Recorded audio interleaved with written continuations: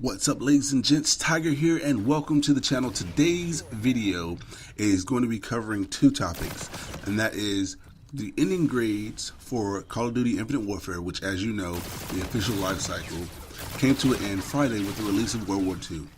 Adding to that, the second half of this video will cover the World War II campaign and my personal thoughts and opinions on that. Before we get into the video, I want to thank all of those who stuck around through my 3-4 month hiatus there. I know it's really hard to be a fan of a YouTuber who doesn't really upload, but I am doing this just for fun, really, and I'm here to say that our regular YouTube video schedule is commencing now.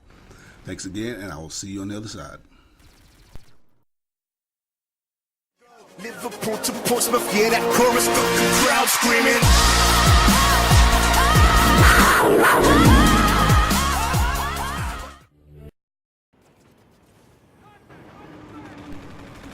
Okay, ending grades for Infinite Warfare. Call of Duty Infinite Warfare was actually a really fun game, and I felt like it got a lot of unfair hate.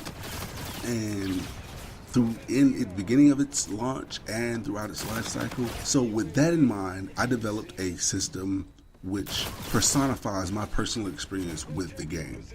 Now, this is a 3-tiered system, the launch grade being the first, the support grade being the second, and the endurance/longevity grade being the last, and they will culminate into the final grade of the 30-point system. Each tier is 10 points. Now, beginning with the launch grade, I understand that Infinite Warfare did not have a perfect launch. I was there for it, as well as a lot of you. And to be fair, I think that a 5 out of 10 here is the best I can honestly do, if I'm being honest. I commend Infinity Ward for sticking through with all the hate that it got, and I have a little bit more respect for them than a lot of other people will.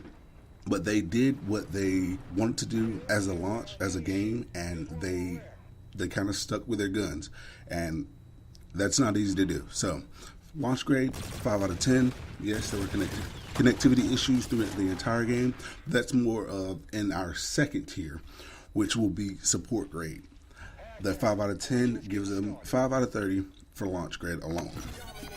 Now, support grade got an 8 out of 10. Believe me, I understand there were plenty of issues with this game throughout its entire life cycle. A lot of disagreements, a lot of gun balancing that people did not agree with, and including the DLC weapon/supply drop system that many people will never ever agree with.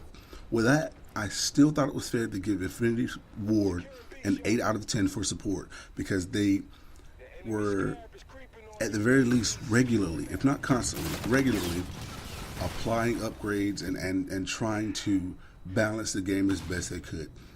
I think it provided for an enjoyable experience, and at the end of the day, all you can ask for a developer/game production company to do is try.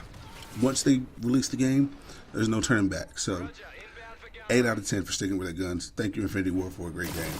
Now, endurance and longevity, which is our final grade. I think 6 out of 10 here is just flat honest. I think 6 out of 10 is flat honest, because I don't know about the gamer world in general, but I personally was getting kind of burned out in Infinite Warfare right around, I'll say, February, March. I was starting to get burned out with it. I came back because I'm a daily streamer. I stream on Twitch, by the way. You'll find my information for that below. But with the streaming and overall enjoyment of the game, I think longevity grade here is 6, because, like I said, I was getting tired of it.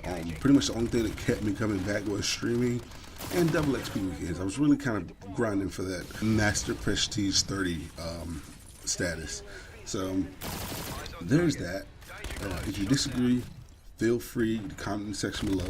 Again, this is my personal experience, and I'm not going to demean yours or demean your opinion in any way. I will respect it. You have my word on that. Yes, 6 out of 10 for endurance longevity. That gives us 5 out of 10 for launch grade, 8 out of 10 for support grade, endurance and longevity 6 out of 10, at 19 for 30 for the ending grade for Call of Duty Infinite Warfare. And if you disagree, again, feel free to let me know. And of course, provide your argument. I'll be happy to have this conversation in the comment section. Feel free to comment there, or on Twitter as well. I don't mind it.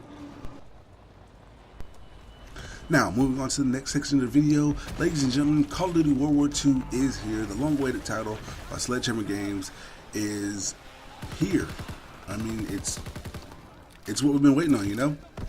Now, for the campaign, I was one of those people who on Friday night, Saturday through Sunday, who were having issues playing the multiplayer section of the game. So I dabbled in other ways. Now, every time a Call of Duty comes out, every time any arcade shooter comes out with a multiplayer, I always have to give the campaign a try.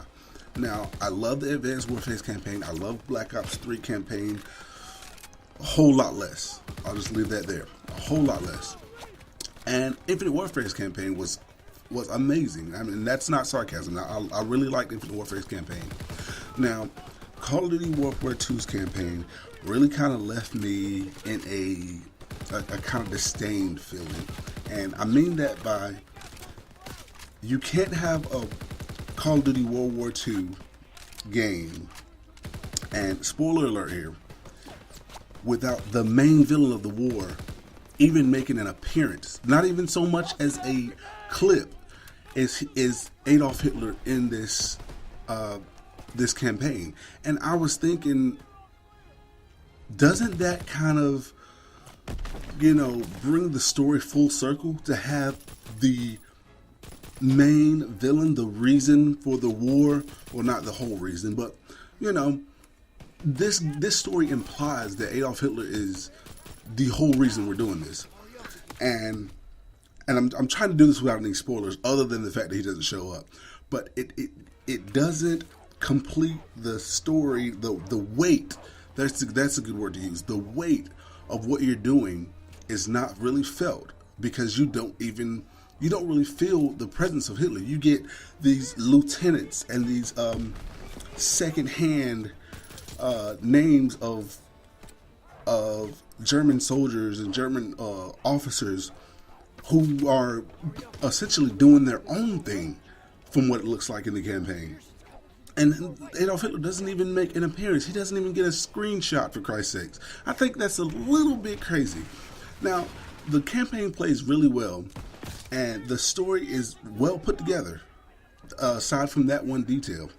I'm not going to give you any spoilers again, but I really recommend you go play it. Tell me your thoughts below. If you have finished it already, please tell me if you agree with this, or am I going too far with my expectations here? I am happy to say that I completed the campaign because I can kind of put it in the back of my mind and not even think about it until someone asks me about it. I can move on to multiplayer and get on with my life, essentially. But while playing it, I was waiting for Hitler. I felt like I was watching a movie, a horror movie with like Freddy Krueger in it, and he never shows up. You know what I mean? It's kind of bad. It kind of, like I said, it left me feeling a little bit of disdain there. So there's my thoughts on the campaign. If you agree, if you have a different opinion on it, let me know in the comment section below. I really hope you guys enjoyed this video. And once again, Tiger is back. Regular upload schedule to YouTube is here. And you guys have a great day.